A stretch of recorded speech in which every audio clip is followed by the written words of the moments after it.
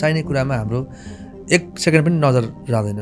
नचाहिने कन्टेन्टहरू हामी हेरेर आउँछौँ इन्टरनेटमा पनि होइन।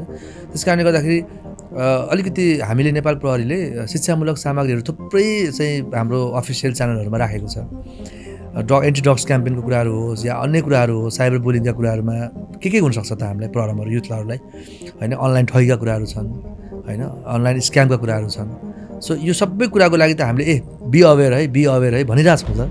हामीले मात्रै होइन, नेपाल सरकारले भनिरहेको छ, स्थानीय सरकारले भनिरहेको छ र अन्य एजेन्सिजहरू जो यो क्षेत्रमा काम गर्नुहुन्छ उहाँहरूले पनि भनिराख्नु भएको छ। तर यो सबै कुराहरू सुन्नुपर्ने टार्गेट ग्रुपले सुनिदिरहेको छैन, हेरिदिरहेको छैन अथवा नजर गरिरहेको छ नि त।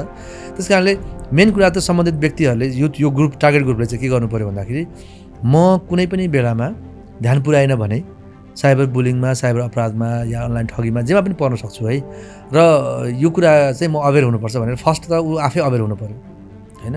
र अर्को कुरा चाहिँ अहिले एकदमै इजी रूपमा जसले जे भने त्यो कुरा पत्याउने, जसले जे भने त्यो कुरामा एकदमै चाहिँ म गइहाल्ने छ नि त होइन। 15-16 वर्षको मानसिकताले नि त त्यो दिँदैन होला नि। दिँदैन, तर कस्तो भन्दा त्यसको लागि त अब गार्जेनहरूले पनि अब त्यो एज नपुगेको बच्चालाई मोबाइल नदिने हो कि, स्कुलले पनि मोबाइल अलाउ नगर्ने हो कि, कलेजहरूले +2 सम्म धेरै अप्रोचहरू छ। त्यस कारणले एउटा मात्रै एङ्गलबाट सोच्दा भन्दा पनि सबै एजेन्सिजहरूले होइन, फ्यामिली, सोसाइटी, स्कुल, कलेज, अब स्थानीय सरकार, प्रहरी सबैले मिलेर चाहिँ यो कुरालाई कन्ट्रोल गर्नुपर्छ।